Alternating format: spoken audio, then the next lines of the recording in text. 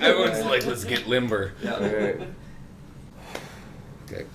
What's up, everybody? Welcome back to The Vibe. Today we have joining us Tyler Knighton and Mike Rønan. Hey, What's up, guys? What's up, guys? Thanks for joining me. Today we're just going to do a news segment and talk about current events, things that are going on in the EDM community. To start off, we're going to talk about the Australian wildfires and what EDM artists are doing to help send aid their way. And first, we'll talk about Alice in Wonderland, who is a native to Australia. In the month of January, all of the online store sales will go towards relief for this natural disaster. She's from Wales, which is a part of Australia. I saw her at Sundara and she put on an incredible set. And she's a female DJ, for those of you who don't know. She puts on a hell of a show. Have you guys witnessed her live? Yeah, I saw her actually at Shaky Beats, and it was fucking, like, killer. Like, I really loved her set. Like, I'm a big fan of her in general. Like, I really like her style. She's like, really fun to watch on stage, too. Yeah, she's kind of got this theatric thing going on where she's all over the stage, and it really helps you feel the music that is kind of her life. You know, you can definitely tell she puts her soul into her music, which you can definitely respect. And mad props to her for helping out her roots. Next, we'll go to Sudden Death, who is actually a native of California. He's giving away an unreleased track to those who donate towards Australian relief. And you can find that link, I'm sure, on his website and other social media platforms. This guy does it all. He is, in my opinion, one of the rising stars in the dubstep rhythm scene. Yeah, oh man, his New Year's show was incredible. I literally even sent it to Tyler because it was like, he's very impactful, very good at influencing his fan bases. Like, he really has this whole void concept that has actually received, in hindsight, even a lot of hate because it's been so impactful in the scene. Like, it has been wild. From the deer mask that he now wears on stage is just like unbelievable. Right. We actually, Tyler and I have both met Danny. Is his real name. He's been in Tyler's apartment for a bit. We had him over and we were drinking with him after one of his performances at the intersection, and it was crazy. We did a lot with him. And what was the vibe you got from him? Is he pretty down to earth guy? Oh, he's such a really nice guy. He's a nice guy, very high energy. You can just tell, like, he just like radiates that he's just like this star. Like, I don't know, he kind of just gives it off like I know what I'm doing and I'm like prepared, but like at the same time he's like super humble. Like, he left at one point during the after party, but Tyler... So, like, the way I got him, like, even into my apartment, he wanted me to buy him, like, 6 pizzas. And I'm like, done. True story. To have you come over to my apartment, I'll buy you the pizzas. And then I bought the pizzas, and, like, midway through, like, him coming over to hang out, he kind of just like, yeah, I'm just going to dip out. And the pizzas weren't there yet. And then, after, like, a moment, the pizzas got there right after he left. So, my buddy, Dogma, Dan Kelly, I hit him up. I'm like, hey, the pizzas are here. You should let Danny know, they're here. He's like, all right, bet. I'm going to let him know that. So, like, he actually came back after, like, leaving once just to have some pizza. Nice. So, like, it was kind of like a cool little thing. Yeah, absolutely. So, you guys, if you want maybe to get Sundance to come over, buy him, like, 6 pizzas. Pizza. Yeah, pizza's a good thing. Food, pizzas. Guys. DJs love food. You can DJ your next party for the price of 6 pizzas. I might, actually. Hey, hey, pizza's pizza. pizza. Pizzas. I got to eat. Yeah, right. Hell yeah. Next up, we have a DJ who's probably not well known in America, but definitely he is in his native land of Australia. He goes by the name of Fisher. He's raised $100,000 towards relief for these wildfires for a show that is taking place January 12th. All the ticket sales and bar sales during this event are going towards relief. So already $100,000, and once the show happens, who knows how much more. Kudos to him for taking care of his native land. And then we'll finish it off with, I'm sure there's more, but Phase 1 and Hydraulics, who are also natives of Australia, who are giving away a collab track for those who donate at least $5 to certain relief funds. And I'm sure you can find those on their websites. And you guys know these guys pretty well. Oh yeah, Hydraulics actually also came over to my apartment after really? One of the another one who who came over to my apartment. Like, he was honestly such a nice dude. Yeah. I actually got him to sign. Like, I have a marble table, like, that's broken from Prototype coming over to my apartment, and like I actually had Hydraulics like sign it one night. That's just a privilege for me because like I actually like look up to him and like his production style right now, and I really love like what he does. So good. Right on, yeah. And like I said, kudos to all these artists who are, using their platform to help aid, not even if they're a part of Australia, but just realizing that this is a big issue, this is a natural disaster happening, sending the support that they can and allowing others to help support this is really awesome to see, especially in the EDM community. Wait, I think I even had Phase 1 come over that night, You too. did. His name's Grant. Yeah, he came over with our friend Kendall. Kendall, Yeah, that's he right. came over with Kendall. So like that was kind of fun. Yeah, that was an interesting night. Yeah. That was a real interesting night. But Yeah, I totally forgot I had phase 1 in my apartment. Well, Okay. that's not something I would easily forget. They were actually so I actually had phase 1 and hydraulics both in my bed. Not sexually, but like Don't lie to me, boy. but yeah, that was kind of like, I remember walking in and I literally just see hydraulics spread on my bed. I see phase 1 just like sitting there. I'm just like, oh man, this is the most famous people I'm ever gonna have in my bed at one time. Like, That's badass. That's pretty badass. But for real though, like with the wildfires, man, like that stuff is awesome to see. Like these artists, they have such an impact on our community, you know, and like being able to have the spread and the reach that they do, and they're using it for like the right reasons, it just makes all the more difference and shows. Like, I mean, I'm an artist, dude, and I respect the hell out of people that are gonna use their fan reach and following for a purpose that's not just like for their own benefits, for benefits of you know, all of us. Yeah, I even donated for the sake for like Sudden Death's like track. Like I actually wanted to donate and get that track, and then I didn't know about the hydraulic song until like right now. So I'm honestly just gonna go home and donate like $5 more just to get that tune. Absolutely. Like straight, like I'm definitely down to donate more money. Honestly, And no matter we'll what. do our best to try and put those links along with this video when we post it to let you guys, if you do want those tracks or even send aid, to have the ability to do that. So we're going to switch topics now to the Bonnaroo lineup that was dropped recently. We are going to go through it artist by artist, those of them that are in the EDM scene. So first, we're going to start out with Davin.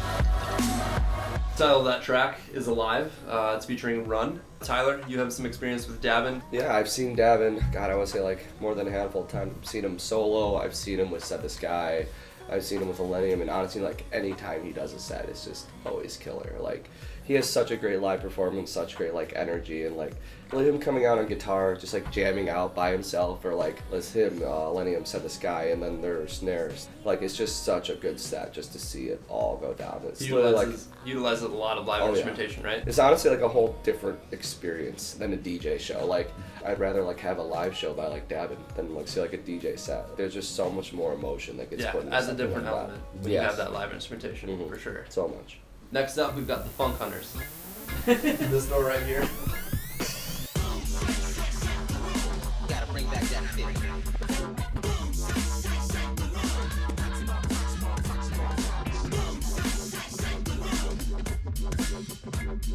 Gotta bring back that fit. Alright, that track was called Shake the Room by the Funk Hunters, and I can talk a little bit about them. I believe they're a duo based out of Canada, and I mean, their name kind of describes their music perfectly. They are funk, and a perfect mix of funk and electronic that I think works really, really well together. You can kind of correlate them with a Grizz sound, just so much funk, a lot of good hip-hop beats in there as well. They also perform some tracks with a hip-hop artist that goes by the name of Cali Tuna. So definitely someone to check out, maybe do some digging into those guys, because they're the real deal. They definitely bring the funk. Next up, we've got Hash.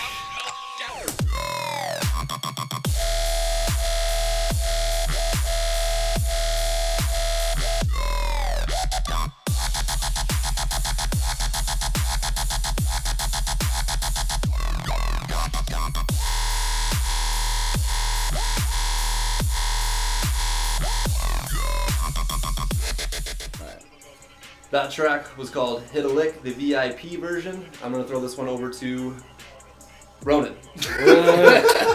Alright, well, Hesh is honestly on, you know, he's like a super heavy artist. I've had a couple of actually shows I've seen him at now, so I got the opportunity with a friend Voodoo of mine, his name's Devin.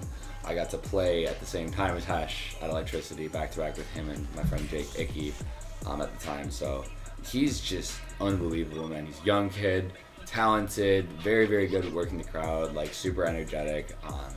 But you know, even still, like he played another show here at Intersection, and actually a friend of ours, Brad, Twisted Doves, got to open up for him, and you know, I mean, perfect artist obviously to book for an opener. Brad is totally that same style, very heavy, very like in your face dubstep type feeling. Yeah, you know that was a dope show. Yeah, that it was That was great. a really dope show. Super awesome. Next up, On the list, we've got Spock.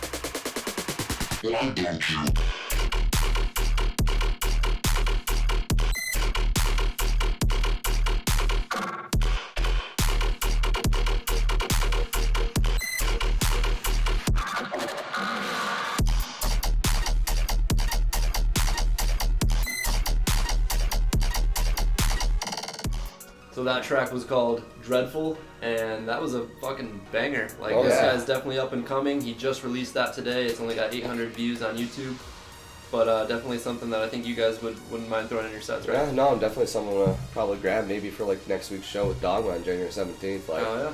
might download some of that. Yeah, that was a Yeah. banger, for sure. Super fire. Next up, we got Tosca Black.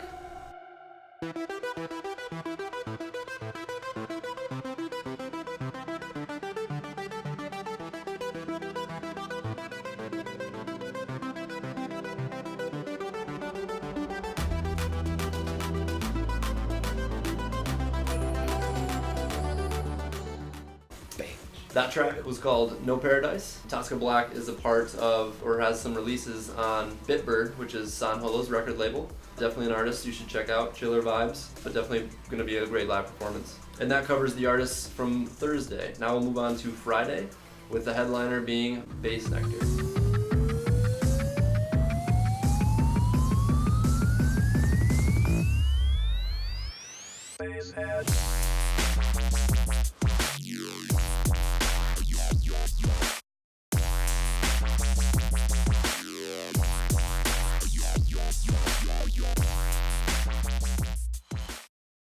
That track was called Basshead, and there are thousands of bass heads across the globe who get down to his sound, and definitely going to be a show to check out. I've had a lot of experiences. He was my first artist that I saw live back at Electric Forest 2011. Rønan, you've had some experiences with Bass Nectar as well? Absolutely. I've seen, I'm trying to think how many Nectar sounds. Countless, right? It's been at least a dozen He in my stopped life. in Michigan. I mean, he's a resident in Electric Forest, so I mean, if you've been to Yeah. Forest, chances are you've probably seen him. Exactly. He had and all the- his shows here too. Yeah, the Halloween run, which was like, in my opinion, a staple that kind of made the statement, like, EDM is the real fucking deal. Yeah. Yeah. To sell out back-to-back nights, and I'm sure come close Thursday night. Yeah, he came close Thursday. It was very Yeah. close. Yeah. It was like within the like a couple hundred. Yeah, with dialed back production, so fans knew that they weren't going to get much of the visual aspect, but I was able to watch the Thursday night set, and mother of God, he's, in my opinion, on a whole other level in terms of audio-visual experience, because the visuals were still so awesome, and to see the Van Andel turn into something that I never thought it would be, and to have that kind of be the first EDM show in my fucking backyard, that was a cool experience. That was a really Absolutely. cool experience. So definitely someone to check out. Next up, we've got Tipper.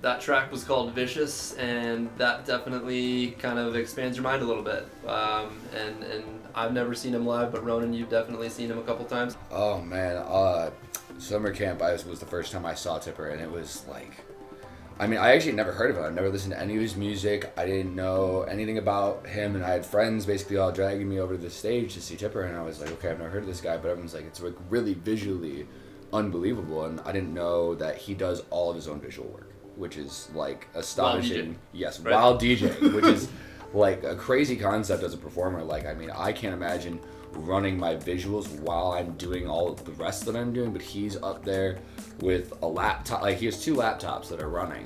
He's almost like the same level of what a Bass Nectar does, of having, you know, these two laptops, one running visuals, one running his sound. It's just like, I mean, super impactful. It's like you watch it and you're literally like, you feel like you're hypnotized almost. It's like Snake Charmer type music. Yeah. Like, really just sucks you in with both the visual and audio premise.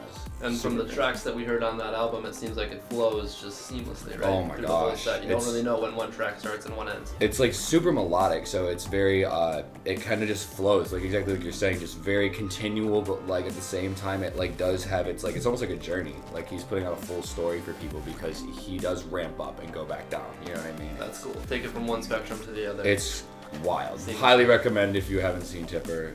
Crazy performance. Right on, right on. Next up, we got Big Wild. You turn my sixes to nines.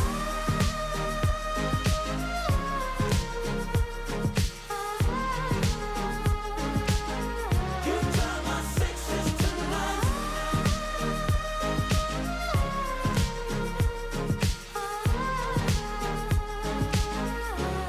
I don't want you to hold me. Ride this with me. That track was called Sixes to Nines, and Big Wild has a special place in my heart because I was able to experience his live performance for the first time back in November, 20 Monroe, and the audio visual experience that he created was something that was just, it got you that euphoric sense of singing along and feeling the good vibes and just kind of feeling above yourself.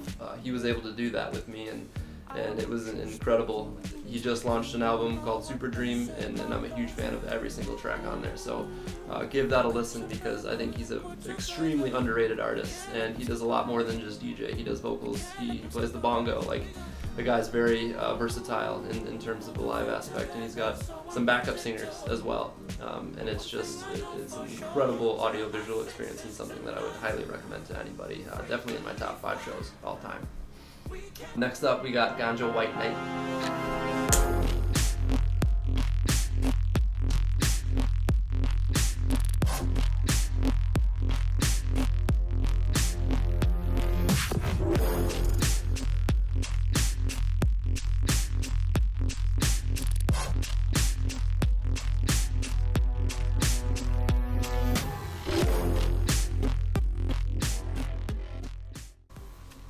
That track was called Dark Heart Surgery, and that is off their newest album called The One. Tyler Knighton is a huge fan of Ganja White Knight, and Yeah, I remember, like, I think my biggest experience with them was when they were at Electric Forest, and they played, like, so many times. They would go from, like, the ranch, and then they would be in the hangar, and then they would be at Triple E, and then they'd be playing at RV parties. And there's like, at least a set a day, right? Yeah, there's at least one set a day, if not, like, 2 sets Right. a day. Yeah. And it was Right. just Mhm. insane. Like, these guys are just so talented. Like, these 2 guys are just killing the game. Like, right now, like, the whole new album, the one album, it's just, like, fucking amazing. So versatile, right? So versatile, and like I even play one of their songs all the time, "Lost in the Jungle." Like, it's so good. Him and Liquid Stranger killed that song. That is like a match made in heaven. Oh yeah, I it believe. is. Honestly, Liquid Stranger and Ganja White Knight, those 2 together are just literally, they were a match at Triple E. I remember that. Like, Oh, they played it back to yeah, back, right? yeah, they did play it back to back, and that was like one of the sets I saw, and that was just insane because it was just so weird and wonky and like dubby and like they just did weird stuff to you. Yeah, that original like UK dubstep sound, that UKF kind of style like brings me back a little bit. right? Yeah, the OG days, right? Mhm. Yeah, Seriously. for sure. All right, next up we got Ikali.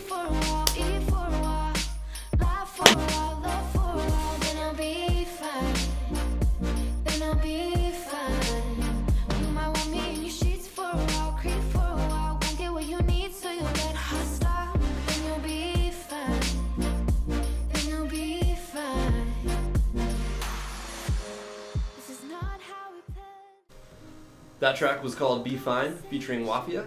He just released a new album. I can't remember what the title is, but I'm gonna throw this over to Tyler, who's a big fan of Kali. Oh, huge fan of Cal. I don't know the new album, but like I know one of the most recent songs he put out. He actually put out a song with like Elenium recently, and that was honestly like a highly anticipated song for me. I'm like, okay, Ikali and Elenium, yes. Yeah, that's a match And made in heaven. I've been listening to him for God, I would say like he would be like one of my longer artists I listen to. Like I actually have like a mashup from back where I mashed up his song Akira with Shelter lyrics from Porter Robinson. And then I know I play his song Jundo live all the time. Ah, yes. It's Yep, just I'm so familiar. good. Yeah. It's like he has such a versatile style, and like he'll know how to get nice and soft, and then just like hit you like right and heavy. Yeah. And I remember seeing him at Forest. Like I rode the rail for Ikali at Nice. Forest. It was worth it. Everyone went to the Forest. I don't remember who it was for, but I'm like, I'm staying for Ikali. Yeah. Like this is who I came to Yeah. see. I'm pretty sure this is the debut album for him, and I'm pretty sure one of the tracks went double platinum, if I'm not mistaken. Oh, really? I'll have to do some research and look that up, but I'm pretty sure one of the tracks definitely hit the mainstream, Oh. which is good to see because he's deserving. Oh, yeah. He's an amazing artist and definitely someone you should check out. So, He is. next up, we've got Where am I? Sudden death. Welcome to your doom.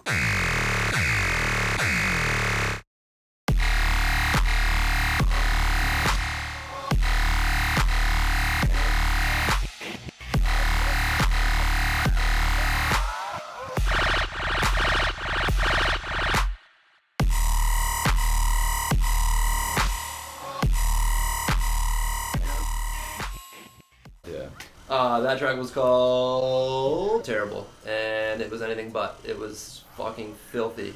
Sudden Death, we mentioned earlier, definitely one of the rising stars in the dubstep rhythm scene. We mentioned a little bit. Anything else you guys have to add on this guy? I mean, you guys have those personal stories, but... Man, he's really just crushing this whole conception of fan psychology, and I don't know. I mean, I'd just say that he's one of the people that you should really watch. Like, and then 2020 is going to be a year for him. I'm telling you. I mean, then his Void set. So he's got two different monikers. He's got sets that he plays as Sudden Death, and then he's got the Void set, which is like a completely different performance. Yeah. You know what I mean? With like you guys had mentioned before, the skull head with the horns, and he's got this new suit that he's added. Yep. And I saw something with like a bloody head that he brings up on stage. Like, he has the straight jacket, which is awesome. right, that he has right, too. and you can see or hear from the sound that it coincides extremely well with that type of moniker, or however you want to call it, his new identity, for this Void set. And oh man, it's fucking creepy, but it works. Yeah, it's effective. The Void set kind of remind like the whole like look of like the head. I don't know if any of you guys seen a live World Sport Robinson set. There's certain moments where like he'll actually put up a deer head, and like the sounds that from Sudden Death from like that song Terrible reminded me. It was like the song Fellow Feeling and Fresh Static Snow.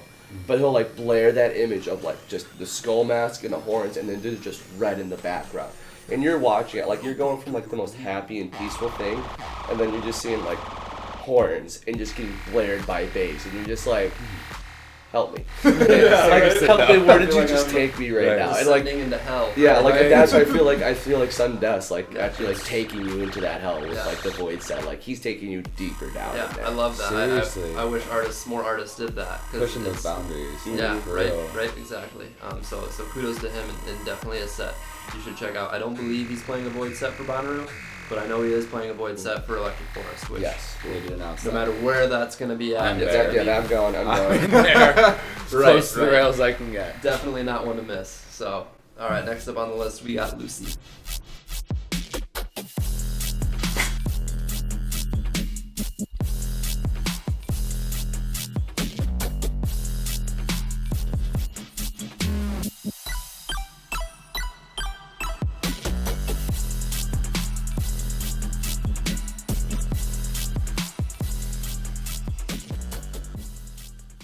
That track was called Neptune. She's an up-and-coming dubstep producer, and Rønan has some information on her.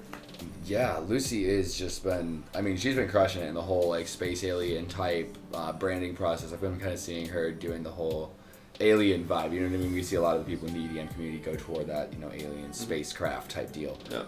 But she's actually coming out to Electricity, super awesome. I have a couple friends on that lineup. The Bass Brothers are opening the main stage, and then I know that my buddy Ace Smith, Alex, is going to be the direct support. Oh, nice. That's going to be awesome. I'm really thinking that's going to be a packed show. I actually might sell out. Oh, That's yeah. this month, so Oh yeah, right on. it's going to be another big one from Electricity. Yeah, hell yeah. Give the Michiganders the chance to check that out. So, next up we've got AT Aliens.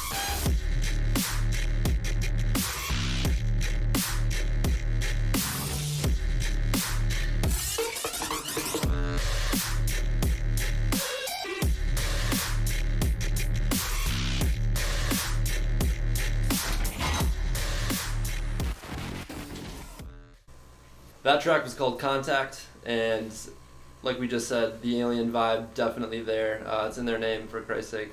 And these guys are definitely on the rise. And Tyler, you've got some information on these guys. Yeah, I'll say like last time I saw these guys, they were at Bass Country, and they were in Elevation. They were just killing it. Like they have like this whole like experimental, like industrial, alien-y kind of like vibe. It's so dark, but it's just like so like glitchy. The same time, it's so cool. And no one knows who they are, right? Yeah, They've no, kinda- actually no, they revealed, I believe they actually took off their masks one time. They actually did like a showing online for that.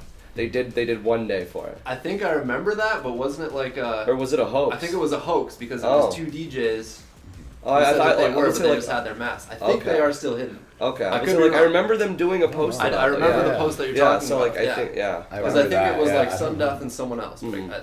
I could be wrong, but we'll have to do some digging on that. Alright. But again, to have that you know, their identity hidden, which not a lot of artists do, but I can kind of respect that, to keep your personal life separate than you know, that lifestyle. And then the masks they wear are really fucking they're dope. so The eyes cool. light up red. They're kind of got like the silver shine to it. They wear these black hoodies, and they go hard as fuck. Oh, yeah. They go hard as fuck. I haven't Sure. seen them live, but from what I've seen online, they know what they're doing. Oh yeah. And they're on the rise. I They think are. they might even be close to releasing an album, or at least a lot of, I believe of so, yeah. tracks coming Yeah. up here soon. So definitely someone that would be worth checking out. Next up, we got Detox Unit.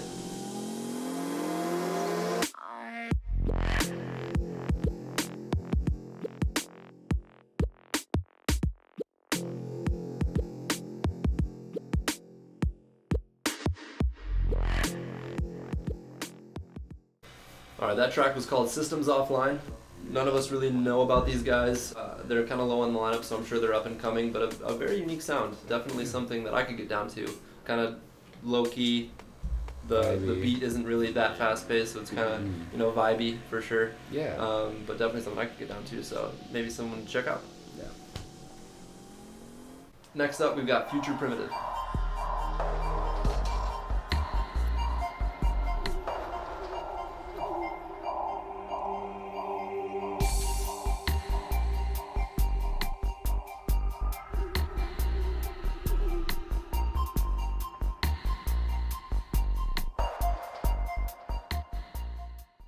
That track was called Ritual. Future Primitive is an artist that we are not very familiar with, but he definitely has been in the scene a long time. There are some tracks on his YouTube page that go back to, I think, 2011, 2012, so he's definitely been in the scene for a while. And definitely kind of spacey, dark, almost experimental type sound. Very unique. If you're into that, probably someone you'd want to check out as well. Next up, we have Lucid. Make your mind drip with the hit from the Time skip.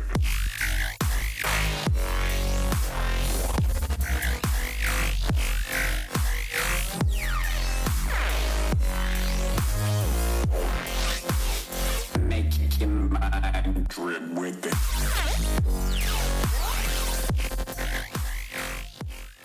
That track was called Time Skip, an artist who we have seen roll through the intersection. We don't really know that much about him, but definitely another experimental type sound. I would say he's like pretty. I don't want to say spacey, but like he's kind of more like that weird like bass nectar-y kind of sound. Like, More experimental. yeah, more for like sure. yeah, definitely more experimental. Has that like. I think he's actually done maybe a collaboration He with, has, with I Bass believe, Nectar. Yeah, he's So, had a couple big collabs. I've definitely seen his name floating around a lot. Yeah. for sure. yeah, definitely something to check out. All right, next we've got Please and Make.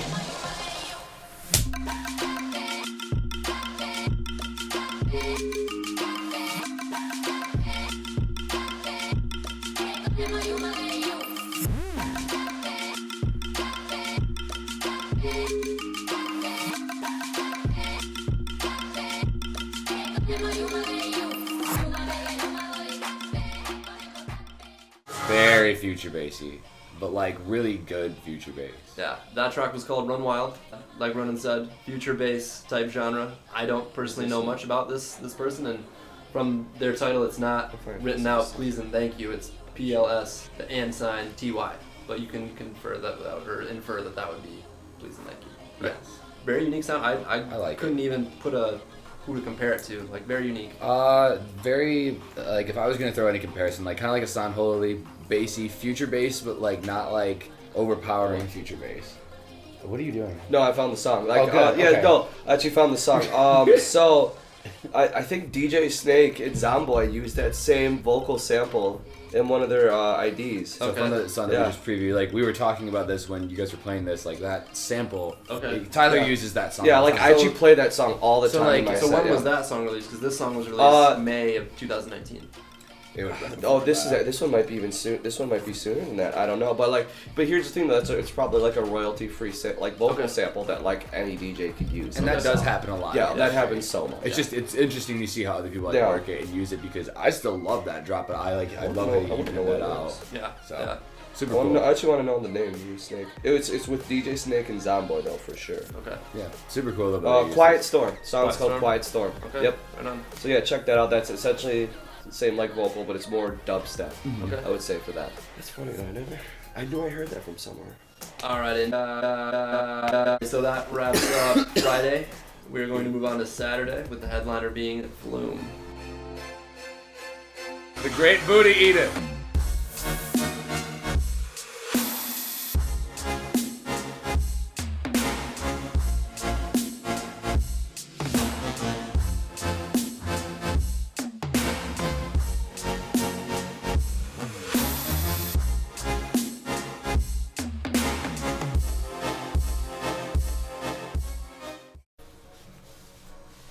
That was his remix of Disclosure's track, You and Me, an iconic one that I think really helped his career take off. He has a lot of great remixes. A new mixtape that he released in 2019, and I believe there's an album coming in 2020. And you see him on a lot of festivals that have been announced for this year. Honestly, actually, that song was used in a EDM inspired movie called XLXL. Okay. Yep, I remember that. That was like part of the, I think it was like the acid trip of the movie. Like this Okay. character got accidentally dosed with acid. And they were tripping to that song. But Flume, honestly, is probably like one of my favorite producers out right now. Like he has such, he tells a story with it all. Like I remember seeing his visuals, and he sat at Bonnaroo a little bit. And it was such a great performance. Sadly, I left it halfway through to go see Snails, but like I wanted to get a little bit of Flume. I helped my friend get to the rail, like she got to the rail, so we're like, okay, you got to the rail, we're gonna go. Me and my other friends wanted to go see Snails, Yeah. but for what we saw, Flume is always killing it. Yeah. Honestly, Yeah. like I definitely advise going to see Flume. I mean, he also ate booty at Burning Man. Oh my Right, So, he like, went I'm just viral. throwing it. I'm just gonna say that man is legendary Yeah. on Twitter for that. Like, Yeah, he right. went viral for that Right. stuff. So Yeah, but that was his girlfriend, so Yeah. it wasn't like he was, you know. Yeah, I mean, it no, wasn't too far yeah, fetched. It was right, like, yeah, you know, no, this yeah, is kind yeah. of appropriate, but not really. Yeah. Like, I mean, it's Coachella. I mean, it's appropriate. no, it's Burning Man. Oh, it's Burning Man? Is it Yeah, Burning that- Man? it was Burning Burning Man? Man. Oh, well, then, yeah, that's even more. Yeah, that's That was raw. pretty much Weird raw shit to happens in begin, the yeah. desert. I Yeah, guess, a lot of so. sand. Oh man, sand in those booty trees. Man, gotta love them God. sandy cheeks. Oh. But yeah, definitely someone who is, in my opinion, ahead of the curve in terms of the EDM scene and definitely pushing the boundaries, for sure. For sure. Next up, we've got Seven Lions.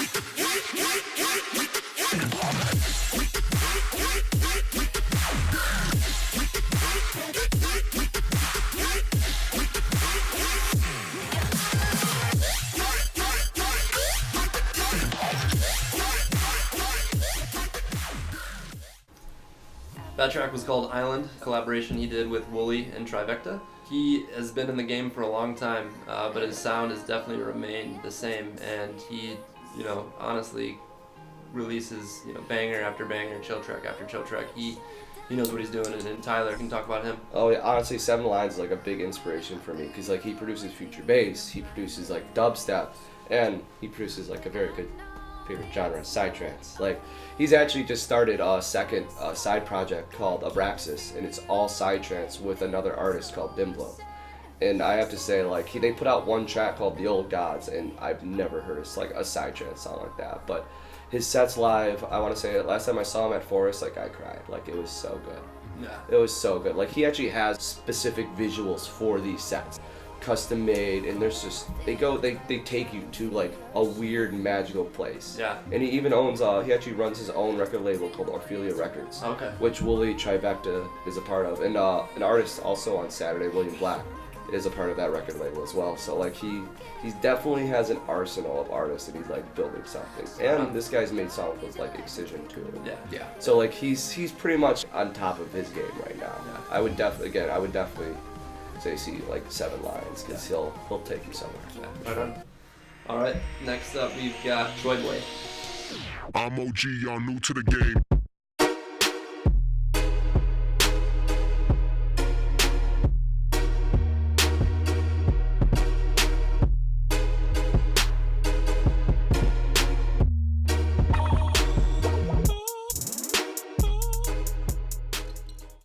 That That track was called OG. Troy Boy and I actually share the same birthday. I was able to catch him when he came to Breakaway Music Festival here in Grand Rapids. Rønan, you also had some experiences with him. Yeah, he is. He's killer, man. He's been really kind of like refining and creating his trap game, and it's just been like unreal to watch him progress. His fan bases too is also just unbelievable. Like, he is far reach. He's playing all across the world. He's not just playing here in the U.S. Yeah. You know? Released a big track with Skrillex. Yes, Yeah. huge, monumental for him. Which is a banger, right? Yeah. That's a sick one. Yeah. And released, I believe, Vibes Volume 3 recently. Huge. Go check him out. He's got a lot of great tracks and definitely a unique sound and kind of a one-of-a-kind artist for sure. So, Absolutely. next up, we've got Subtronics. Ooh, this should be hitting different.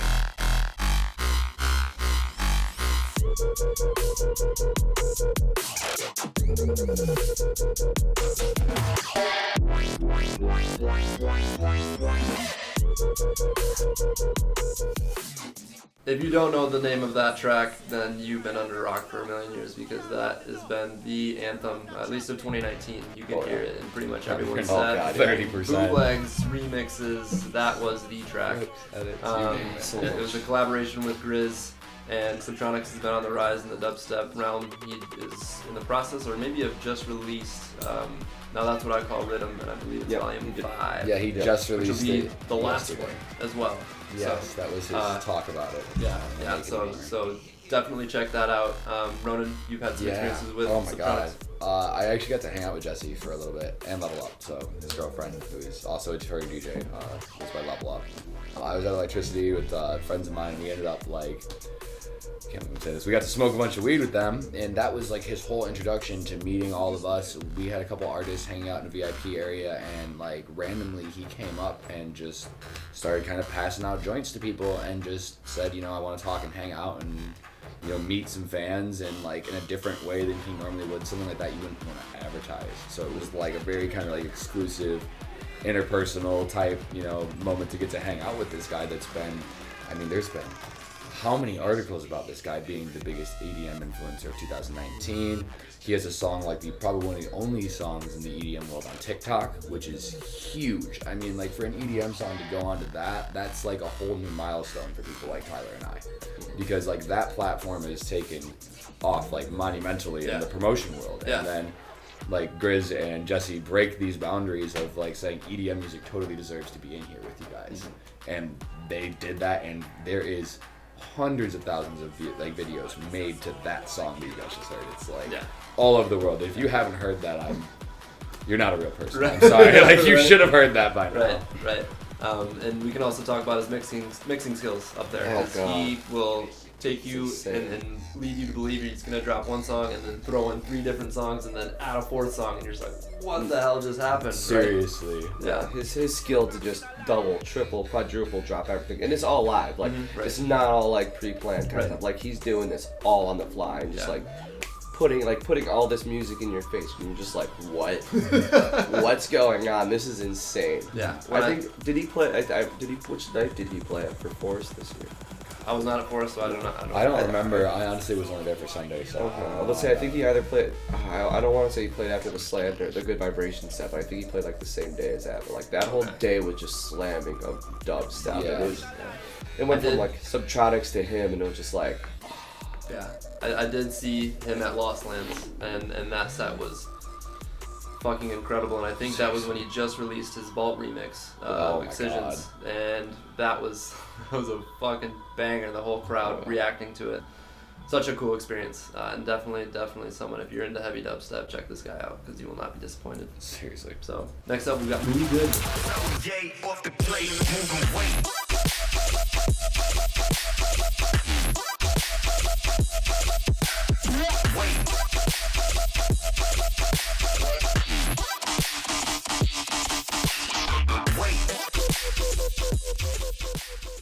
That track was called Kush, and I'm gonna have Tyler Knighton explain more about this guy. Yeah, Moody Good. I like he has that very like UKF style, and I like his like has that like nice little like head bob move to him. It's a really good groove to it, and he's coming into Grand Rapids and to Detroit. Like the Grand Rapids show though has three honestly are like some of the best locals. It's Toxin, it's Carpal, and we got Salem. And honestly, like those three are probably like some of our biggest and oldest like heavy hitters on our market right now. And I believe that's January 31st, right? Yeah, January 31st. Yep, so the come 30th is the one in Detroit, and then the 31st is gonna be here. Actually, the one in Detroit has Voodoo on it. Yep. Devin, yeah. Yep. So it has our buddy Devin on that lineup too. So like a lot of our homies are like getting booked on these shows. It's actually like really cool to see. Yeah, Yeah, it's absolutely. super It's super awesome. Absolutely, yeah. Definitely a unique sound, and I believe someone who's coming up through the ranks Mhm. and doing a good job, obviously, because he's headlining these shows. So give him a listen. Next up, we've got Bully. Don't give a fuck, you throw that motherfucker up.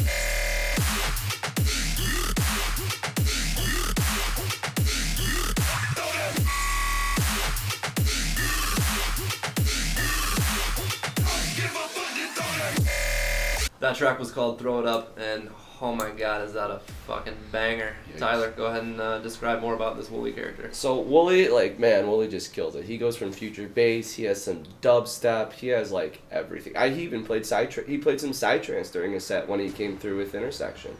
Yeah, like I would say he's kind of like that like Seven Lions kind of feel. Like he's part of his record label, Ophelia Records. I think like one of my big favorite songs, like he actually did a song with Excision called Oxygen, and honestly like that song just like kills it. Like that song will get you in your feels like right there, and you wouldn't think Excision gets you in your feels, but like he's had his song with Millennium, and then like this song right now, like Oxygen, is just so good. Right. I think that's cool to see these artists who you kind of correlate heavy dub, and they can actually take it to the whole other spectrum and add like a melodic type of Oh yeah. just right in the feels type way. Like that's impressive. That's respectful. For I'd sure. honestly say it was like my favorite stash show at the Intersection of last year.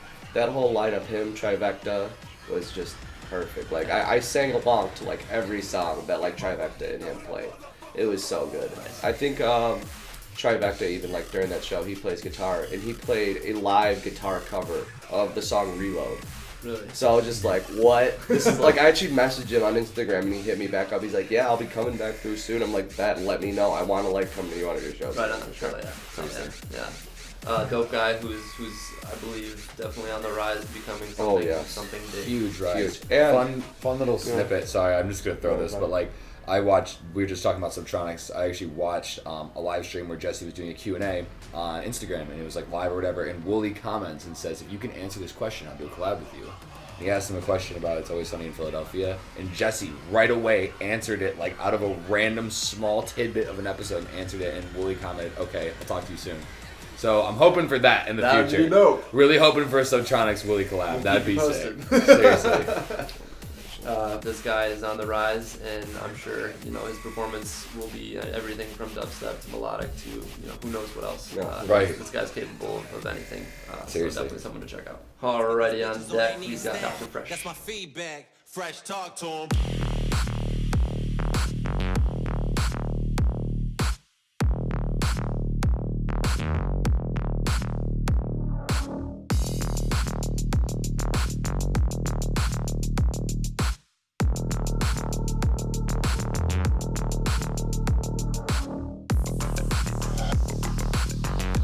That track was called Feedback. I don't know much about this artist, but you two do, so Yeah. I'm gonna throw it over your way. yeah, no, Dr. Fresh, honestly, he's probably like one of my favorite house artists to start like coming out for this century. And like he has his own record label who he's starting to like sponsor artists. It's called Pharma. I don't remember God, off the it top was- of my head. I feel like we should honestly look that up. But Yeah. like, he's just been like really revolutionizing a lot of like the house wave and like putting on almost like I want to say like forward thinking house. You know what I mean? He's being progressive. He's not falling into the same routine. Pushing as, boundaries. right, Yeah. and in a really healthy way too. Like a lot of his advertising like talks about his struggles with mental health and how he had to go through a lot of things with like battling demons, but he's just been like this positive, huge influence with encouraging the community and encouraging people to like be who they are and believing in themselves. That's That's awesome. like a That's big awesome. thing Yeah. for people. Like Like Millennium house kind of went artists. through the same thing, right? Yeah, With right, yeah. OD Same and then- exact thing. Yeah. Right. Yeah, so that's, And it's cool to see that. Like, I mean, I know that I see a lot of that in like the future bass scene where people are very like open about their feelings and stuff. And in dubstep and other stuff, that's kind of harder to see. But like in house, especially, I never see No. people posting about their struggles or what they went through. But he's like so open. And like when Tyler and I got to meet him, I mean, he was just radiates being a good guy. Such a nice guy. Like it was at Prime, and like I met him before even at Intersection, and then I actually like got to formally meet him at Prime. Like that was actually when he announced Prescription Records. That's like his record label that's coming out. That he's like owning. He's sponsoring new artists like Jack Knight, Bijou, Lick.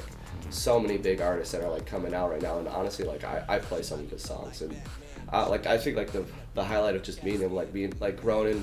Me and like my buddy Braxton actually got to like smoke a blunt with him, like just hanging out right by Silent Disco. He came out with like Chat Attack. And he came out with. So it was like a really cool experience. Right on. And he was just like so nice, like genuinely to everybody there. He was like he was super enthused about even the concept of a Silent Disco going on. He didn't even I think know that like was there. He like acted like so surprised that this was all going on while he was tearing up the main stage. They were looking. He was honestly just looking for food. Like literally, because like right when they left, he's like, "Yeah, so are we gonna find that food, Chad?" I'm like, "Yeah, right." Yeah, like, okay, well, hey, at least he came over. And he cleans up nice. I mean, he looks fresh, right? He's definitely super Cool. fresh. Yeah, no, he'll know it. Yeah, right on. And even later that night, I got to do a back-to-back with Woozy and open up for Dr. Fresh just by like randomly showing up. So it was kind of like a cool little night. I got to meet him, and then I got to actually like open up for him. So like that was kind of a little bucket list, and it was like. It was in a small little place. Like it was like I would say the size of Bass Elements, almost like for like an upstairs. It's like, called Field House. Yeah, it's called the Field House. But it was like they had 2 floors. Like the bottom floor I would say would be bigger, but then the upper floor was really slim, really narrow, but it was really like intimate. Like you could literally go up to the front of the stage and touch it. Wow. Kind of like close. Wow. Like it was that cool. Yeah, right on. Cool. You guys have a lot of experiences with this guy, and love hearing the input on him because it seems like a really down to earth guy. Oh, he's gonna be doing big things for the year. Yeah. Right on. Someone to look out for sure. Next, we'll toss it over to Lick.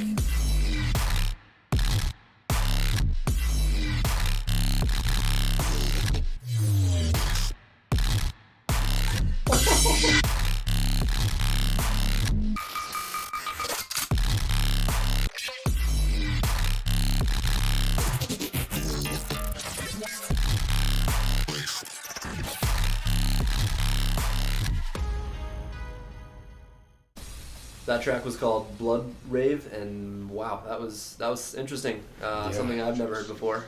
I mean, Lick's. Tyler and I are both friends with him actually on Facebook. Okay. He's like been around our local area a couple of times for a couple of different shows.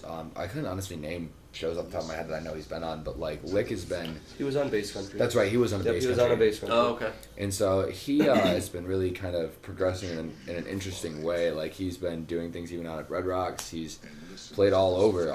But like his music style is very different, I would say, than a lot of the electronic music we're hearing nowadays. It's because like he's doing 2 different styles of music almost at the same time in some of his songs. He'll have a first drop being very heavy, very experimental, and almost dub oriented, and then second drops that are either psytrance, like really heavy house, jump style, and then he has complete and other stuff that's just all like bass house and G house. So wide range artist, that's what I'd say for sure. And he's a part of Dr. Fresh's new record label. Oh, exactly. Well. Yeah, he's part of the new label. So it's just like he kind of fits that like Dr. Fresh vibe, even if you couldn't even tell too. Gotcha. So. Gotcha. Yeah. Next, we've got William Black.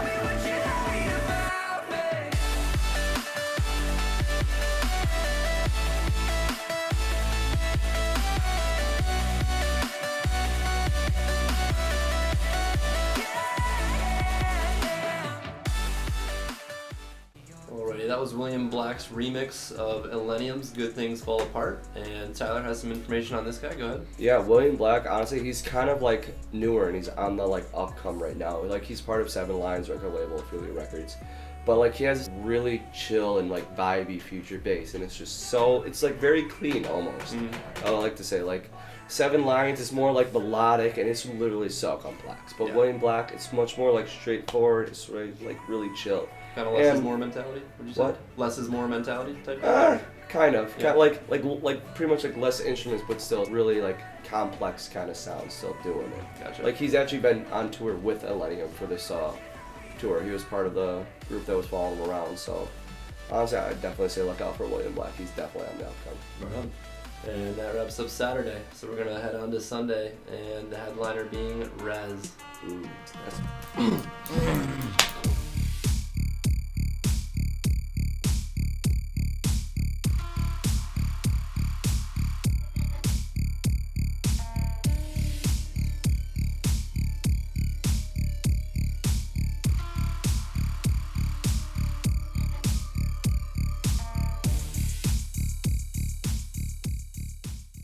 That track was called Edge, and Rez is one of the most famous, I'd say, female producers in the game right now. Absolutely killing it. And Rønan, you have some information on her. Yeah, Rez. I mean, she's Space Mom. Like, that's her literal nickname in the EDM world. Space Dad being Space Jesus. But, like, you know, in the context, you're right. She is literally crushing the female dynamic. Like, she's one of those top 5, in my opinion, of the female world. I've seen her twice only, but first time I saw her was at Forest, and, like, everyone had been cleared out of the forest. There had been like a whole evacuation process in the second weekend of Forest, and that was in 2018. Everyone was kicked out because of like horrible like thunderstorms and all this and that, and which happens every year. So yeah, seriously, I swear like every year there's like another problem that they had. They got to kick everyone out, but like so they kick everyone out, and people are trying to get back into the forest. And Rez's set is like right as they're starting to let people back in. She was one of the first people that had gotten the ability to perform. And this line was like 2 or 3 hours long to get back in Forest. Like people were waiting in line for hours, slapping the bags of wine, like partying in line, literally waiting. And so like I could not wait for that line. So I probably should have gone to jail, but I hopped over the railing and ran through the exit portion, past all the police, and like ran all the way straight to her stage. And I didn't have anyone like question me because I still had a band on. I was like totally allowed to be in there, but like I was like. They tried to at one point like talk to me and like be like, as I was running past them, like, what are you doing? And I was like, I'm going to see Rez. And I literally just kept running, and like you know, the song that you guys just played, Edge, was the first song that I like made it like to her set, and she opened with Edge, and like I literally got to like the back of like the viewing from everything like right as the drop and Edge hit, and it was like a whole moment. Like I mean, she was really far away from the entrance too. She was at God, I want to say Sherwood Court. Yeah, she was at the Sherwood Court, so like I had to like dip through all this area, and there's so many people, and I knocked into like 10 people. I'm just screaming sorry, and like, oh, okay. Now when you knock into 10 different people, okay. Yeah, I see how it is. I see how it is. So I'm trying to get through this crowd. I actually did make it though. That was like the biggest thing. Is like I didn't think I was gonna be able to see it or experience her, but like she is very, I would say another hypnotist almost. Like up there, she is so influential of everyone there. Like it's like a whole movement, you know, like I would say, even because she will have the whole crowd moving in unison without it being, you know, this crazy heavy drops. It's just like almost like Relax is another song by her, and that's another one that just like hits sucks you in. Right? Yeah, hits different for real, I'll tell you that. Absolutely. Yeah, and she's got a nice identity with these spiral glasses that she wears that light up, and that's a pretty cool aspect too, and her visuals are also definitely unique. Yeah, something that's I actually did recently like a little mashup kind of thing with I Write Sins Not Tragedies and her Divinity remix of Porter Robinson, and that was like a cool little thing. That like originally the mashup was the regular Divinity of Porter Robinson, but I'm like I want to remake it because it wasn't out for release. Gotcha. So I'm like I'm gonna make my own kind of thing, and then I discovered Rez did an Evil Divinity, and I was like, oh, I'm gonna do my own. Now I can actually like do my own kind of thing. Like I made it go with that, and then for like the second drop I used the Divinity one. But like it was a kind of cool little mashup. yeah, absolutely. That's awesome. Next up on our list is Boombox Cartel. Oh, babe.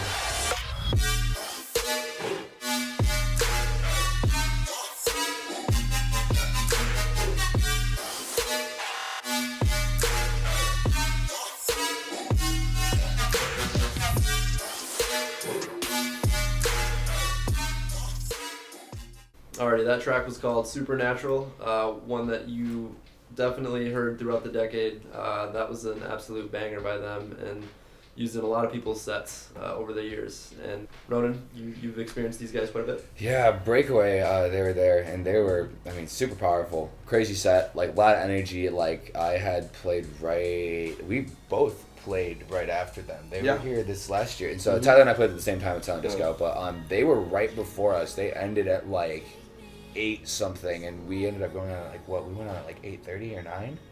God almighty. Yeah, we went on at, like, 9 or something. We were the last, like... No, because we were the day with Mersive. Oh, that's right. Maybe we were Friday. We weren't Saturday. Okay, so yeah, it was on the Friday. No, it was on Saturday. Boombox was Saturday, Mersive was Friday. We closed Saturday.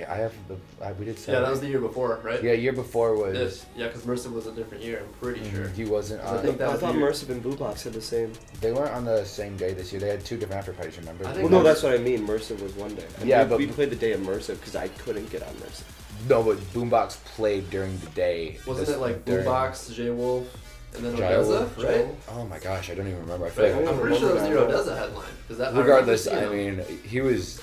I don't know. We'll have to look at Yeah, that. I feel like we should look into that. Yeah, But like, anyways. regardless, the whole point of it was that like, yeah, he's very killer. Like there was, we just listened to it, but there's like this Christmas remix that he did, and it's super cool. Like he's very, very forward thinking again. I've got to stop saying that. Oh, it was the previous. It was actually this year. It was Wax Motif for Big. That's right. Oh, we're thinking of Wax Motif. So, Yeah, we're not. Yeah, it's a different. Kind so of anyways, he was on.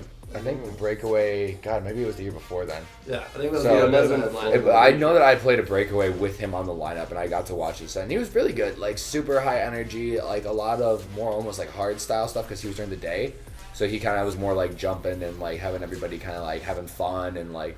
He has this one song that's called Boombox. That's like his own remix that he did. That was like a really big turning point for him.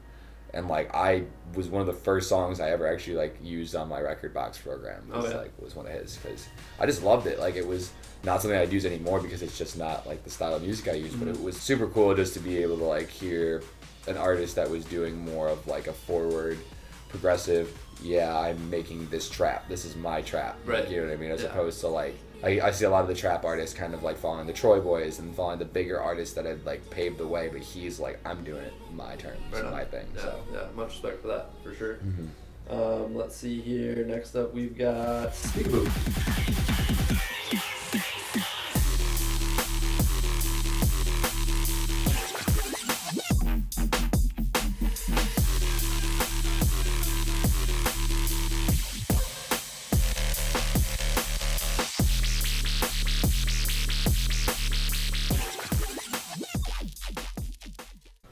That track was called Maniac. This is a local guy from Detroit. He went to college at Western, so he's definitely been in the Michigan circuit as far as performing at local venues. And both of you guys have experiences with him. Yeah, no, Peekaboo Matt is his name, but like, he's been ever since Bass Nectar played his track. It's just literally been like uphill for him. He's just been like going, and now he's going even farther, and he's doing so much more. And he had his song with G-Rex. Witch Doctor. Yeah, Witch Doctor, and then he just had Babatunde like come. Yeah. So it's just like he's just Bang been out like bang. coming out with so many great songs, and like I don't want to say he's underrated, but like I feel like he's like kind of one of those underrated artists where like he's like pushing so much and he's like trying so many new things. Just came out with an EP Yep, recently. just came out with Impossible. an EP, A yeah. lot of great songs, very diverse. Yeah. I was able to catch his set at Lost Lands, which he threw the fuck down, and it was right before the sun was setting. The temperature was perfect, and man, he just had the same visuals, like it's like the hands over the face type deal, but he didn't really need anything else because his beats did it for me at least, and very, very talented. Glad he's from Michigan, definitely promoting our home state in a good way, and can't wait to see what else he has on the horizon because 2020 seems like it's going to be a big year for him. Yeah, for sure. definitely. Yeah. Next up and last, we've got Bonnie and Clyde. Yeah, it's a good life.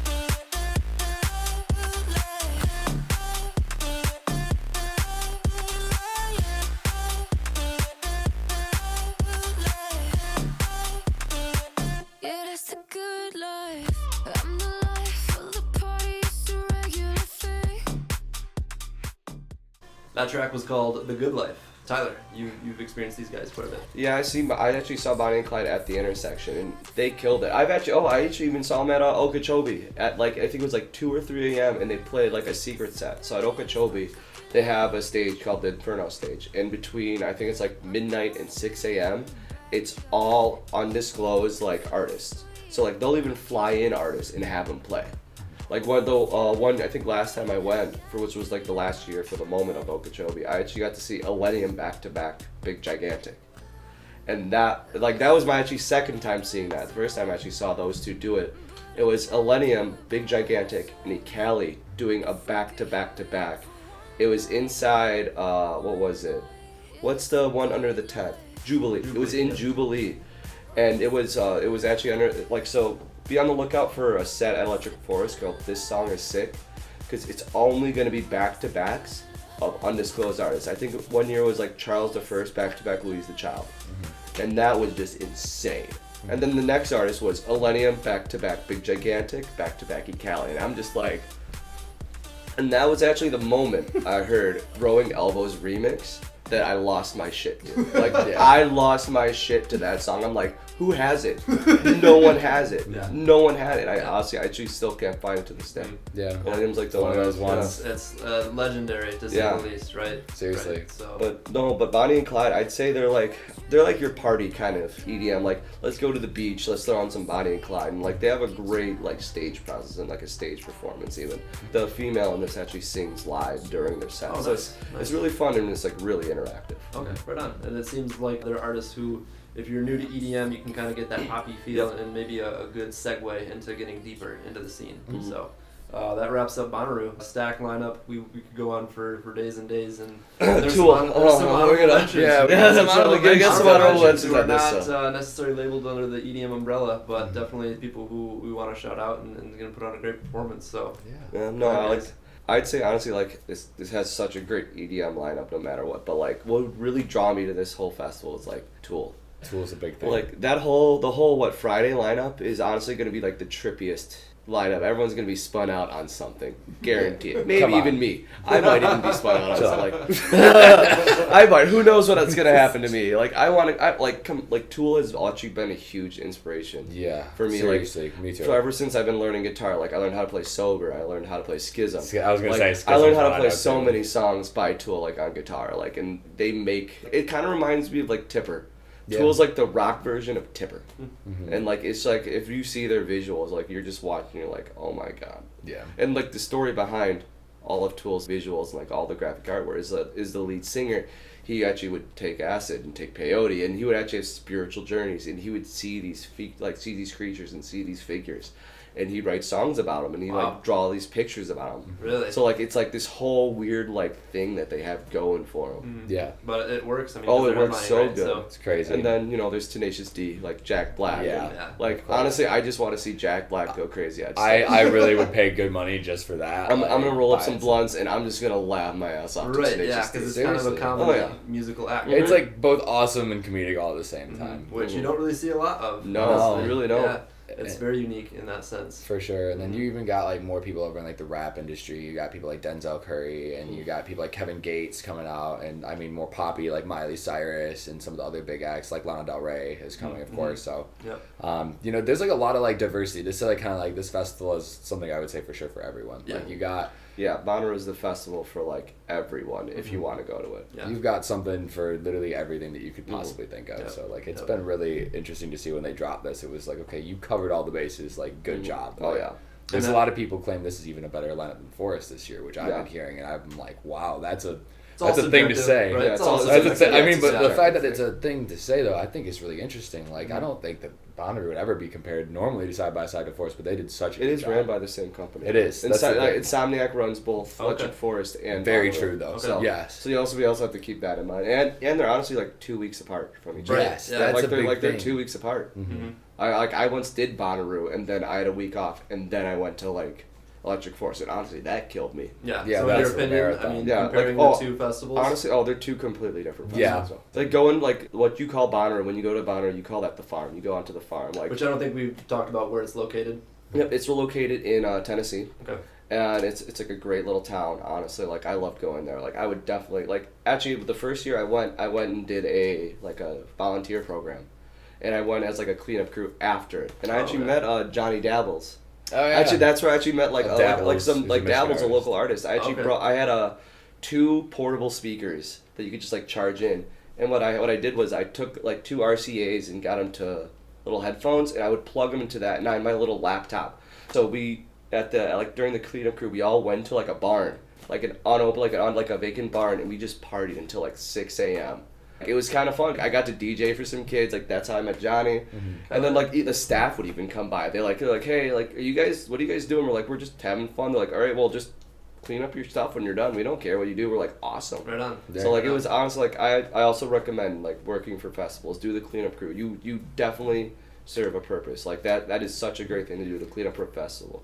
And maybe you guys can find some ground scores or something. Who knows? Right. Yeah, right. I've had someone pick up a totem and literally find just copious amounts of drugs inside that. Yeah. Like, and they just leave it on the ground after the festival's over. So you could be one of those people, or you can find money, or you could maybe even find a brand new tent that someone just left behind and didn't even Real want. stuff. Like, People will be throwing out all sorts of stuff. They at leave back festivals. so Which It's is another crazy. topic that we should probably touch on, because I think Forest does a great job in offering not only trash cans but also recycling bins and really promoting leave no trace, which I think a lot of festivals. It's so important. Oh yeah. It really is. Like, people, you have no idea how much we impact that environment when we go there. We Right. have like the best time, but like you got to make sure that we take care of what we're doing in Right. the place, because it won't be the same if we don't take care of it. Right, exactly. And that's why we're not doing the 2 weeks anymore, is because of that reason. Because like the 2 weeks actually put stress on the forest and on the actual On the actual plantation. land. environment, right? Yeah. Yeah, it So, was like, yeah. huge. It looked like a tornado had come through there. It was so bad. Yeah. I remember passing on the highway because I have a cottage up that way, and you would just see like trash all over all the highway, and it was good to see crews out there weeks after. But like,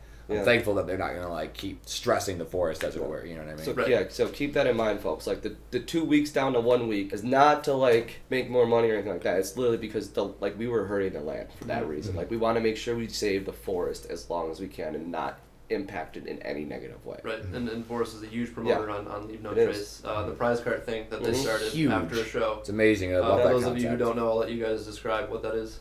You want to talk about prize cart? oh, Prize cart's like, okay. obviously, it's like a volunteering system of when you're recycling and cleaning up materials, bags full, correct? I don't know if that's 100% And it's right. kind of like at the end of the night. So when all the shows are over, And you pick up trash and you like do volunteering, right? And you Right. basically help out, and then you can win things right, allegedly, the from more you that. pick up and the more stuff that you clean up, the bigger the prize you could potentially Right, get, exactly. including a ticket to Forest the next year. And they also do a remix contest for prize cart. So like they take the prize cart sample and they send it out to producers, and then if you have a remix that does well, they actually play it on the Forest. I actually speakers. did that 1 year. Yeah. I submitted one of my remixes. It didn't get played, but like. Right. So It's yeah, still a so- cool concept. Yeah, They like, offer it was incentive really fun for to this. do. Like, it was such a weird song, and just to like Yeah. remix it, I'm like, Yeah. okay. So this Right. song is playing while everyone's cleaning Yep. up trash, and Right, that's it's like kinda they how the play prize it cart at the thing. end, and they like will like it will say prize cart, and you know what I mean. So people are remembering at the end of certain sets, like please go around and pick up some garbage if you see it. If you're leaving, you know what I mean. If you're already heading over near the trash cans, anyways, it like doesn't hurt you to pick up 3 to 5 No, things it really before you hit a doesn't. trash can. Right. Like how much time is that really going Right. to take away And from then your people next see set? you do that, they're more willing to do it themselves. You know what I mean? So Lead by example, folks. Exactly. Seriously. Exactly. Yeah. Be Leave the no trace. be the change. Leave no trace. Honestly. For sure. And this can kind of lead us into our next festival talk, Coachella. They just announced that they are doing a documentary, which is coming March 31st. It is titled Coachella: 20 Years in the Desert. Oh, yeah, It go would ahead. actually be kind We're of gonna like come cuddle handy. you on the couch. Come on. Yeah, let's say.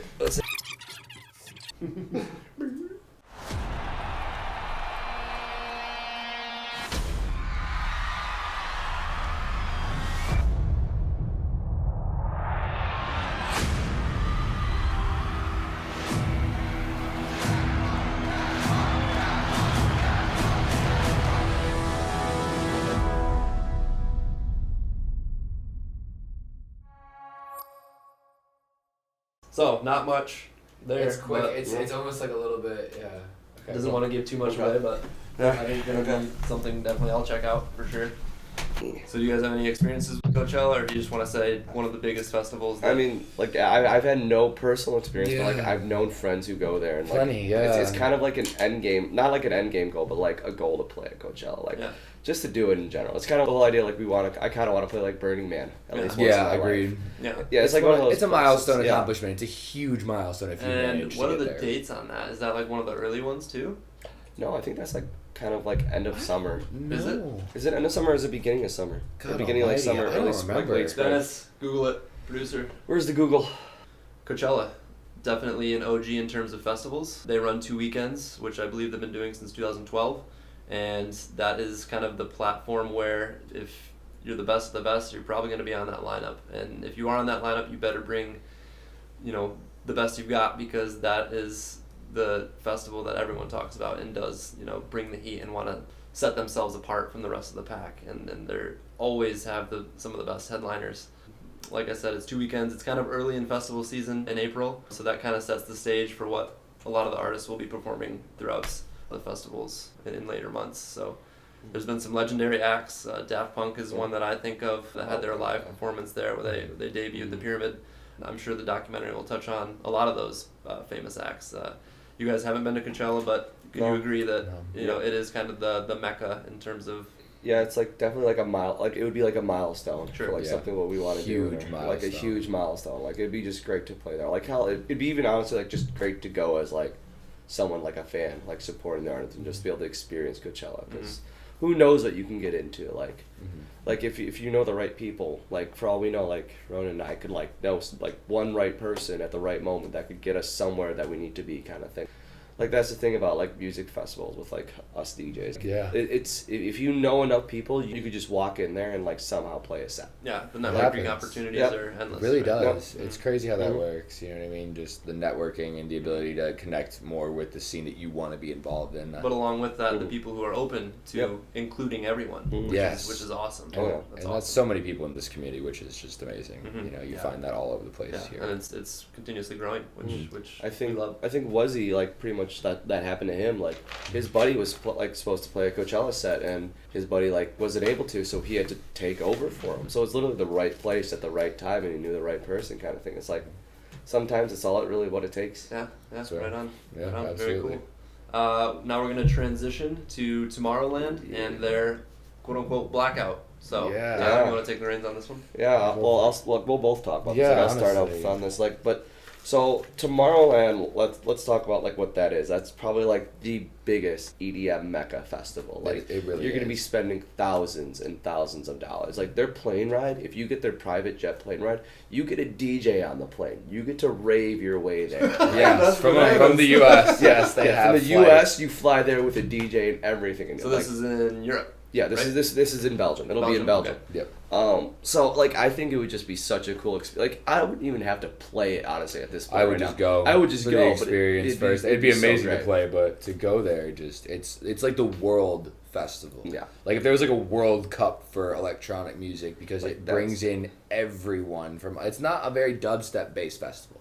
We'll throw that. It's more of a Like big room house, big room house, trance, jump style, like there's hard even some drum and style. bass. It's pretty much anything popular more in the like UK because that's like That's what, where it is. That's what started it. all. Right. Right. Tomorrowland is Insomniac's like baby and pride and joy. Like It's that's their what, everything. It's Yeah. the holy mecca of money and amazing talent and diversity, and like people usually will bring their flags from their native countries. Yep. So there's flags from all over the world that come to this, ranging from places in China, Japan, to India, Brazil. Europe. You know, Like all of everywhere. Europe is there. Right. Like South American flags, like from Brazil. And I think that kind of encompasses what EDM is. It's Yeah, a no, that's universal exactly sound, what right? it is. It's like it's everyone coming together just for like. Yeah. Actually, that's kind of like I remember Tomorrowland like after movie, and that was one thing that like a person said like this is where like everyone can just come together for one weekend and just love each other and just Right. be like one person. And those videos are kind of like what inspired me to even powerful. It is. like yeah, to like agreed. start DJing. Like I remember talking to my friend Danielle. Like I told her, so I'm like I'm gonna be on that big stage. Yeah. And every now and then she's like, so Tyler, how's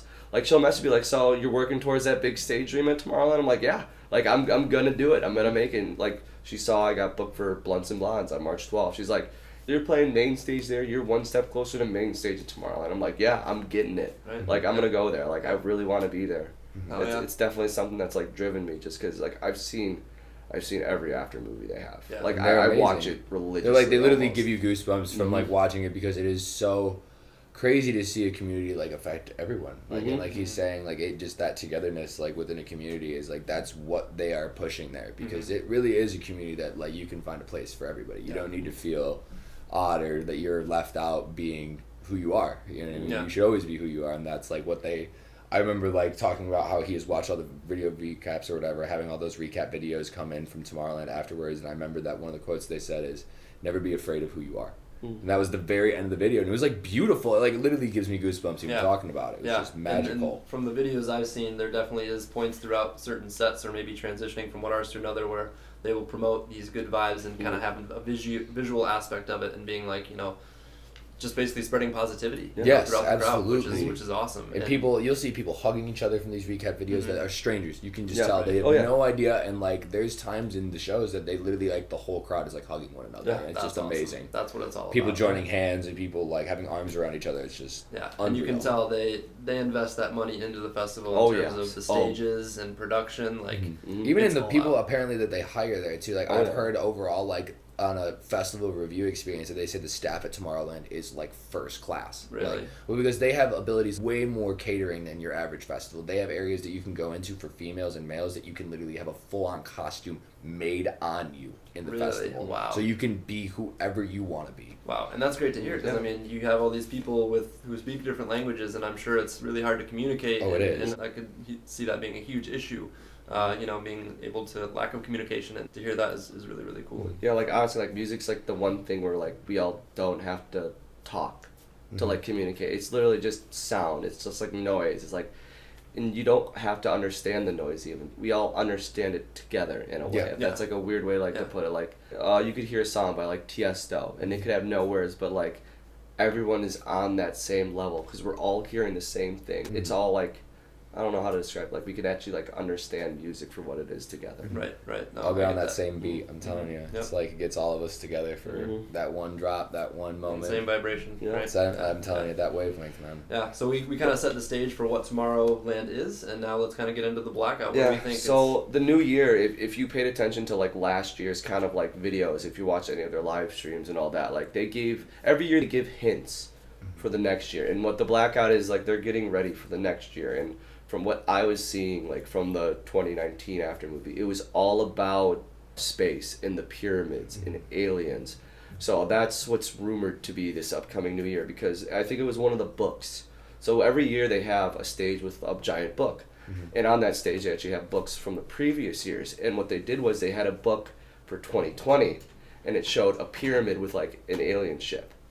So like they were kind of like hinting, and they were hinting at that through like all the other artwork and all the other stages. So this is a well thought out festival. Yeah. They do more than anyone in the world. I will vouch on that. They are crazy with their marketing, their subliminal messaging, their fan structure. These fans will dig for hours online on photos to see if there's anything they can even find. There's people who have gone into debt for this festival. Like they're like we just spent our savings and like then some to come to this, but like it's worth it for certain people. Like I mean, I plan to go in my life. Like here's the thing though, like for us, like it's like 10 grand. Like you gotta buy a plane ticket. You gotta also there like the food there is like 5-star level food. All the restaurants there are 5-star restaurants cooked by like amazing from around chefs. the world. Wow. So it's not like so much of like a vendor standpoint. Like you're going into a place and you can sit. Yep. Like they have areas that will serve you. They have areas that you can walk up and place your order and then go sit down with your friends. This is like, next level festival. Yeah, like I mean, if you look this up the is that photos, level, like seriously, if you guys don't know what Tomorrowland is, like look it up and look into it because it is just like visually spectacular, performance-wise spectacular. I mean, some of the best stories come out of there, like Salvatore Ganacci laying down for his entire set, like just like some of the most insane stuff that you'll see in our world. I know, like Laid Back Luke actually, he cut his set midway. He got a phone call from his wife, and she actually like had a baby boy, and he stopped everything. He's like, "You guys, like, I'm a dad right now. I'm like, on I'm stage. He's at like sharing. Tomorrowland, He's like sharing this moment with like everyone there, and honestly, like I thought that was like one of the most like beautiful moments I've ever seen. Like, he's here like missing his son's birth, but like he has it like on his phone, like seeing it all go down. And he's like, I have a son, like. Right now, like look, like I remember the video of him like putting his phone up and like, everyone just screaming. Oh my like, gosh, what a moment! Like what a moment. really being on top of the world type stuff. Yeah. That's what it's all about. That's awesome. That's awesome. So, the Blackout. I mean, God only knows what we have. Yeah, God knows what it's gonna Aliens, bring. pyramids. Keep looking online, keep guys. checking. Like it's gonna be something crazy for this year. I'm telling you. Yeah, gonna be epic, and I think this is the 15th anniversary. Yep, Correct. it'll be the 15th anniversary. Yep. So definitely keep your eyes peeled for that.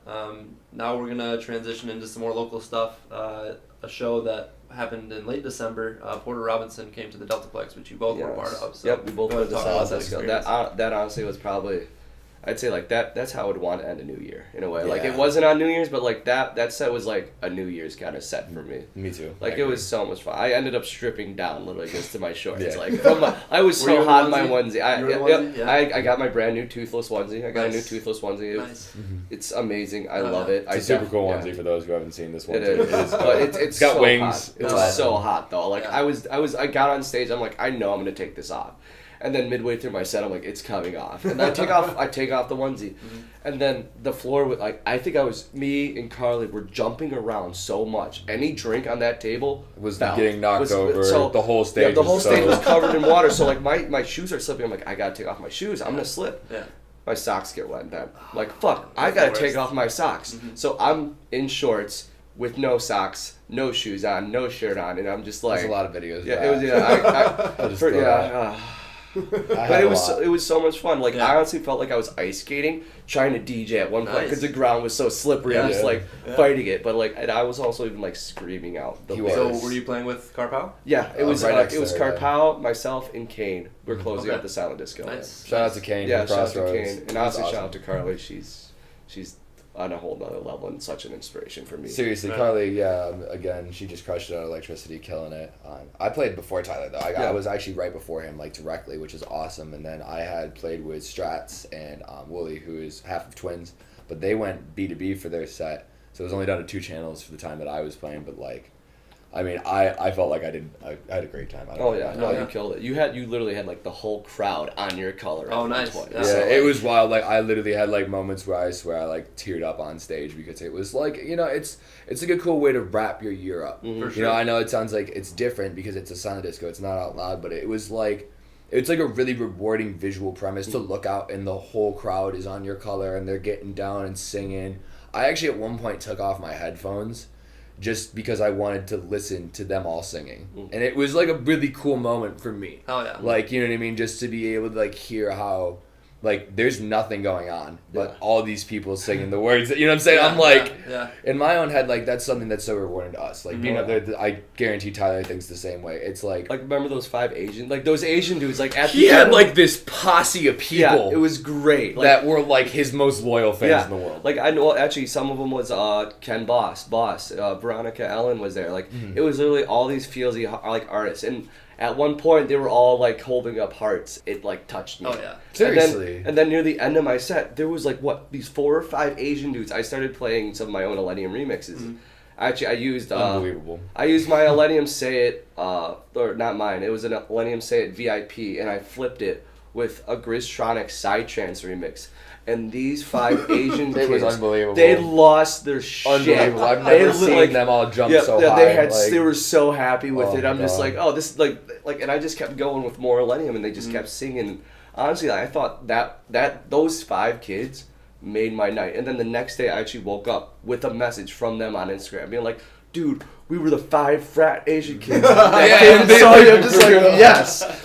Like no, Hell I mean yeah. for So, both yeah, of us, I hell think yeah. that we can both say like it was just it was truly amazing. You guys, like all of you guys that came out to Yeah. our sets, like thank Yeah, you guys. thank you for coming out. Yeah, we do this and we love this for you guys, and that for both of us, we were cheesing throughout the whole night. Oh, We yeah. actually did our after party too, so we had I actually planned an after event for that. Thankfully, thanks to the Prime Social Group for letting us do that. Like we got the ability to have some of the silent disco artists go over and do an after party after that, and that was like amazing just to be able to reconnect with some of those people. We got like so many thank yous. I know people were coming up to us like crazy, and it's like unbelievable to just be a guy up on stage hitting some buttons, you know, and right. I get geeked thinking about Yeah. it because it's like it's so cool to just be able to impact so many people. You don't think about it when you're up there, and then you look out and you see, you know, a couple hundred people on your channel, and you don't realize that those people are there for you at that moment. Even if it's just like nothing to you guys, even if you just flip on that channel for a second, it does make a difference. You were to creating us. that experience for them. Seriously. You know? So yeah, I can definitely get that. And to honestly like play on, like for me to play on the same lineup as like Porter Robinson. Like Porter Robinson Yeah. is like I love Porter Robinson. Like he's like one of the big artists. Like him, Millennium, and Excision, I would have to say are like the 3 artists are what push and like inspire me. And seeing Porter's live set at Forest in 2016 was like honestly the most memorable set next to Millennium's Life in Color set. Like those 2 sets, I cried. Like I cried tears of joy. I cried tears of pain. Cried tears of like anger. Like like Porter has put me through so much, and then when I got to be all like on the same lineup, and then see him right after I played, like I got to play like my favorite set, and then I get to go see like my favorite artist.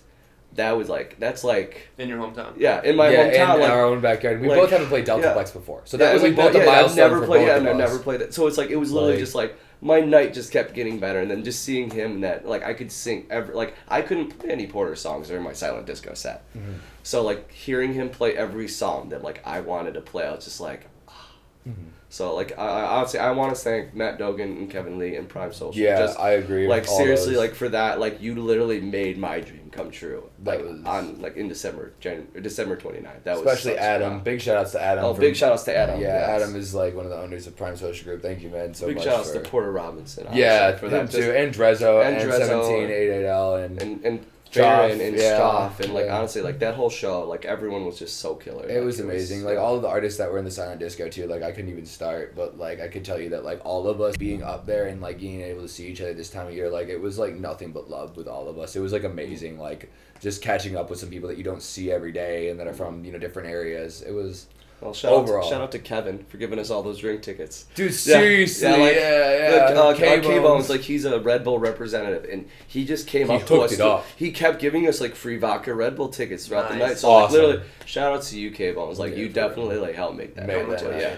Oh, So, yeah. Seriously. Right on. Dope. Sounds like a dope event. Unfortunately, I wasn't able to experience it, but from hearing it from you guys, it definitely did not disappoint. Oh, no, so no, it was I'm amazing. happy for you guys to be able to do that, and especially your hometown and Yeah, man. Rønan in Michigan. So Yeah. that's awesome. We're gonna wrap this up here with some other local news. Basebin, which is run out of Billy's, had a change in management. Basebin has been going on for years at Billy's, and both of you definitely have ties with that. So go ahead. and Yeah, like talk Billy's. a little more. Billy's has been around before me, probably like before Rønan. Yeah, like before me at like all. a lot of these locals before like it even came in. It was started with who? Super Dre, like Super Dre, Dre and was one of then the big founders I heard. and then Zach Blitz took over with Richard Oxygen, and now. Man, it's been changing. Like honestly, Billy's has had some huge artists. They've had come through there. That was like one of like first ever big shows, and ever since then they were just going off even more. So Billy's has been like a very big staple, and honestly, I want to say thank you to like Zach Blitz and Richard Oxygen for like really doing that, and thank you Ghetto. Like they're part of Zach Blitz is part of Ghetto Blaster. Yes. And honestly, like some of you guys may not know, but like Ghetto Blaster plays overseas. Like they tour All the world. over. So like Wow.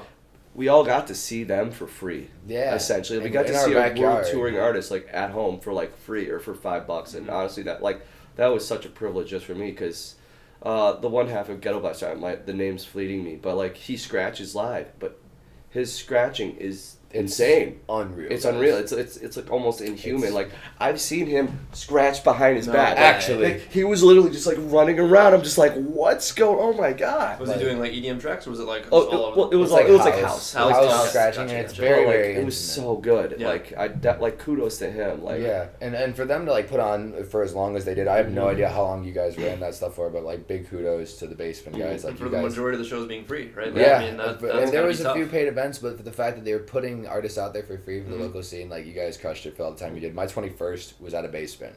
Yeah. And I don't remember it, but it was awesome, I'm sure. So So my 26th birthday was at Basement. I got to actually like headline my own like show, and that was honestly like a privilege Hell to yeah. me. and you got to do Last Dance. Yeah, and I got to do like their last like Basement like show because now underneath Green it's gonna be changed for a different name. I think so. So, yeah. but honestly, yeah, thank you to them. Like they inspire me with bass elements. It's like how to run it, how to do it. Like Zach has given me so much words of wisdom, even like how to run bass elements and like what to do in like a professional standpoint and like everything. Like he's been such a great help to me and like how to do everything. That's so I awesome. definitely Yeah. want to give a shout out to him. And Like, we've he's helped me definitely so looked to much. them for references for anything that we've gone through or tried to done. When I've helped Tyler with bass elements or done anything with him, like we definitely look to them to. They set an example. They set the bar for us here in the city. I would say on a weekly night basis, having continuously good bass. Yeah. So Yeah. thank you guys, seriously. Yeah, right on. So kudos to Basement. It's been a hell of a run, and I'm sure with new management, hopefully Yeah. it Yeah, hoping continues. for the good things in the hoping for future. good things with the future. Definitely. Like I wish Nika Green the best of luck. So. Yeah, we are pretty certain that we're going to be doing things with them in the future. So we'll that's be, like, awesome. I think fingers crossed we're going to be doing a bass elements takeover at the newer announced Basement Yeah. in February. So hopefully, Okay. fingers crossed for that. Right on. Yeah, Keep absolutely. your eyes peeled for Yeah. that, and if that gets posted on social media, we'll definitely upload it to our site. So Sweet. I think that's a wrap, boys. Thank you so much for Awesome. joining me. I think we got a lot of content. Yeah. And Probably, I probably had Probably fun. too much, but Hopefully you guys learned something. Those of you who, if you're going to Bonnaroo or thinking about it, hopefully got some info on some EDM artists. And to end this episode, I want to shout out to everyone who has helped promote the vibe, both Mike and Tyler, for all that you have done for us. Thank you so much. Absolutely. Jesse, Of course. all the artists that we've had on, and all the viewers. Honestly, we do this for you guys. Hopefully you enjoy it. We're going to get as much content out as possible. We are expanding quite rapidly, and that's a lot to do with these guys and those of you who watch. So thank you to all of our supporters. Mitch has been a big supporter of ours on social media. Thank you so much. Shout out to you. And like I said, just if you enjoy this, please either rate our Facebook page, spread the vibe any way you can, whether it be word of mouth or giving us a share. It's much appreciated from both Dennis and I. And hopefully we can make this into something a lot bigger. So thank you guys so much, and we'll catch you next time on The Vibe. Feel the motherfucking vibe.